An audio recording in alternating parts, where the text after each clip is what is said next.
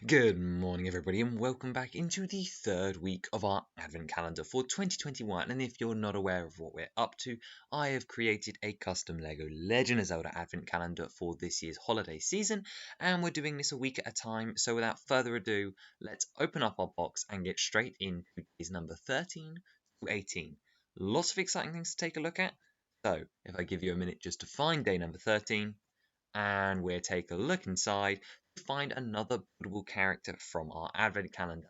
This week we're starting off with the Cookie Chew, who is a custom inspired chew. Last year I did the chew that was wrapped up in Christmas lights, and this year I thought I would mix it up.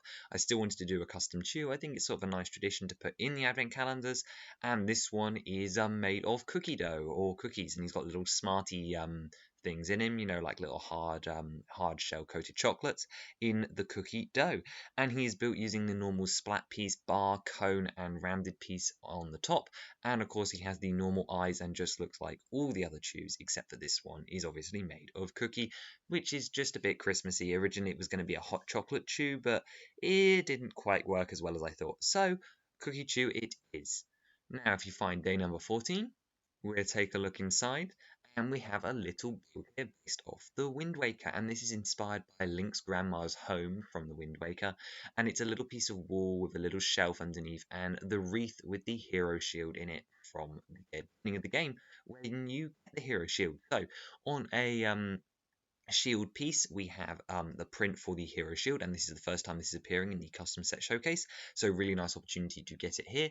And this is just plugged into the wall, so it's easily removable, so Elf Link can hold it. And it's also surrounded by a green ring piece meant to represent a wreath, and then it's just a simple wall build. Moving on though, day number 15 at the top there, we can zoom into what may at first appear a bit odd, and this is some pots. We all know that Link loves to smash some pots, so we've got a couple of different varieties here. We've got some minifigure heads with some tiles on, some bigger pots, and then some even bigger pots which would actually be hollow on the inside. They're using the like cup piece almost on the bottom, and they're using inverted stamps. And this is supposed to represent the cartoonish pots from the Wind Waker, Phantom Hourglass, and Spirit Tracks. And of course, on the floor, this set will of course come with our rupee bag. And for those of you who don't know, in a lot of our Wave 3 custom sets, I've been including this little bag of rupees. It works similarly to the Power Blast pieces from the Superheroes line, where you get this little perforated bag, which contains 3 green rupees, 3 blue rupees, and 2 red rupees. And I think that's a really fun addition, just another way to include those in the collection, and also the first technically pot builds, I guess, for Link to Smash. Moving on, day number 16.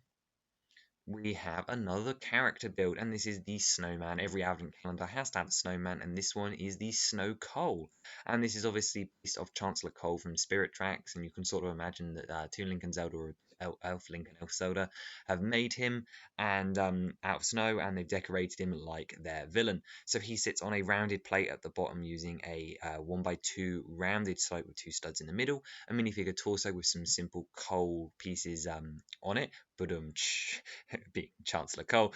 He's also got some coal eyes and some mouth, some sticks to represent his moustache as seen in the image, as well as some eyebrows. And then he's reusing the minifigure headpiece which I designed for Chancellor Cole in the Z0019 Spirit Train, which allows 2 top hats with some red painting to be attached. And I think it gives this snowman some really unique look while still referencing Zelda. I absolutely love the idea of it being the top hats, because snowmen usually wear top hats, and this guy has too, making use of an existing mold, which I think is really nice.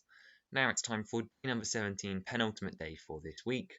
We have what may at first seem simple, but we've got the Black Pig and Heart Container, and this is based off the Wind Waker.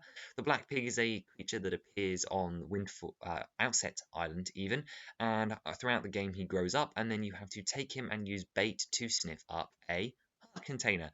That's exactly what is included here. We have a recolor of the pig piece in black with some new eye printing and snout printing designed to be accurate to the Black Pig from Outset, and then the heart piece just like how it appeared in Escape to the Ranch, the custom set we did about Lon Ranch, where there was also a heart piece included. So this is a nice, another cheap way to get another heart container, something that's so prevalent across the Legend of Zelda series, as well as an animal for all your animal fans, as well as I guess he's sort of important character. And then finally for today, day number 18. And this is another fine build. I quite like it. We have a little workbench with a Minish Link.